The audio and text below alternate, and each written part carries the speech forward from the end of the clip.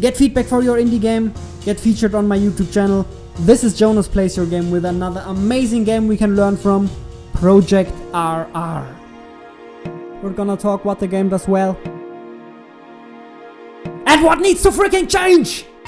Holy hell, this game has some frustrating moments. For example, walking through this door and instantly getting shot at. There's no warning, there's no time to react, and you're gonna die the first time around for sure. Usually, I would say this is absolutely unacceptable.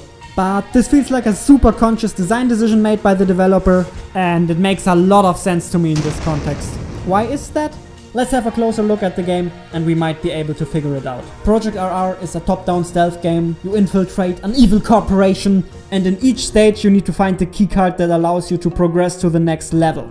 The game mechanic we absolutely need to talk about first is this one right here. Every time you go into a new room, it reveals itself and it stays revealed. Even if you restart the level, you will still be able to see what's going on in the room. And this tells us one really interesting thing about how this game is meant to be played. Levels are meant to be replayed. They're meant to be played multiple times. You're not supposed to beat the level the first time around. You're supposed to collect information about the level, get to know the level, how it works, where you need to go, what you can do. The game wants you to make a plan to try different things, and the level design shows that as well. For example, in this level there are a lot of different approaches you can take. You can go this way, you can take these explosives, you can try to go to the console, try to deactivate the turrets, or you can go straight for the objective, whatever you prefer. But you definitely won't beat the level the first time around. You just don't have enough information about that. I think that's exactly how it's meant to be. And step by step exploring the map, revealing all of the rooms, feels like making good progress, feels like you're gonna be smarter the next time around. So even though you have to replay the levels a lot, you still feel like you're making progress because you're gathering new information. And as a result of that, you get better and better at beating the level. Walking through this door is a straight out trap. But the second time you play, you know it's there. You know you shouldn't go there. And even though that's frustrating the first time around, it feels like making progress because you're getting further than in the last run. And on top of that, I think it really adds to the stealth fantasy, to that stealth horror fantasy where you don't know what to expect. Every time you walk through a door, there could be a trap there and just kill you straight away. You never know what to expect and it really keeps you on your toes. It's really funny to me because this game has a lot of elements where I'd usually say, this is really bad game design. But in this context, it absolutely works and makes the game better. For example, the guards. They don't have a vision cone. You don't know where they can see you and where they can't see you. It's just really plain unfair. Sometimes you think, oh, I can easily go there, they won't see me, and then they see you. And sometimes it's exactly the other way around. You think, no, I can never go there, they would see me, and then you go there and you figure out, okay, they can't see that far.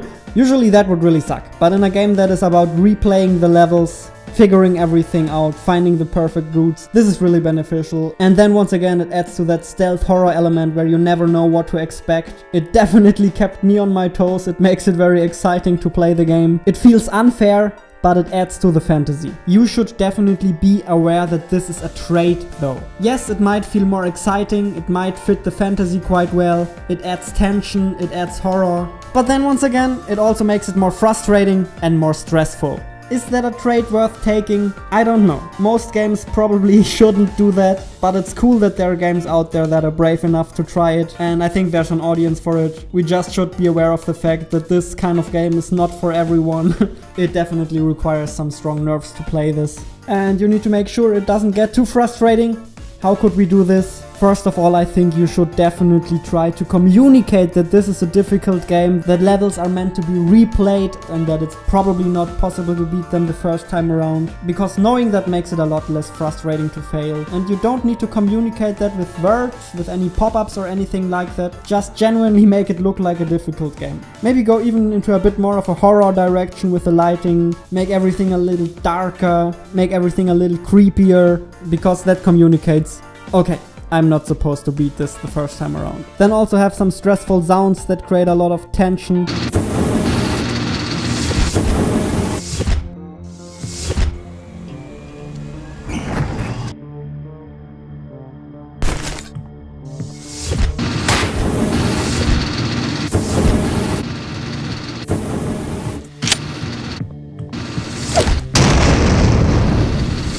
actually you're already doing that quite well. The sounds are really freaking me out, which if you consider the circumstances is a good thing, I guess. Talking about frustration, there's one thing I really want to criticize. Things should be more predictable when you know how they work.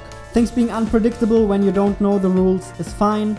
Figuring the rules out is a cool element of the game, I really liked that. But there are also some elements that are just too unpredictable, and even when you know how they work, they just do something different every time. That's just no fun. I think the levels should be a lot easier to solve once you figured them out. As soon as you know how all of the elements in the level work, the execution should be relatively straightforward. I just don't want to get stuck in a level that I already know inside out for too long, because the exciting and cool part of the game is exploring new levels and figuring new stuff out, gathering new information, planning new routes, and just executing the perfect run on a map that I already know inside out is just not that entertaining. Basically, what kept me from progressing is just firstly, the difficulty. It just got too difficult in the third level. That's because the game is not done yet, it's just in prototyping phase and it only has 4 levels. So I understand that the difficulty curve is not balanced. But then at the same time, some of the elements in the level were just too unpredictable. For example, this boss in the middle right here. Sometimes he could see me, sometimes he couldn't see me. Sometimes he just straight up shot me, sometimes he threw a grenade at me. It was just too unpredictable. I couldn't figure that character out. That just kept feeling frustrating. So I think what this game needs, it should be easier once you figure a level out, and it should be maybe even a little more unpredictable and even a bit more unfair in the exploration phase of the game. Not sure if that's actually the developer's vision for this game, but according to the decisions the developer took so far, I think that's where he wants to go. And if not, then take this as an opportunity to reflect on that. Do you want this game to be about execution? Because then it needs to be a lot more predictable, then there need to be a lot more indicators where guards can see you and what the range of all of the turrets is. Or do you want to make this game about the stealth and about the exploration and about the horror and about the tension? Then you should do what I've just told you. You need to figure out what the identity of your game is supposed to be, and after that it's a lot easier to tell which game design rules you're supposed to break and which game design rules you shouldn't break.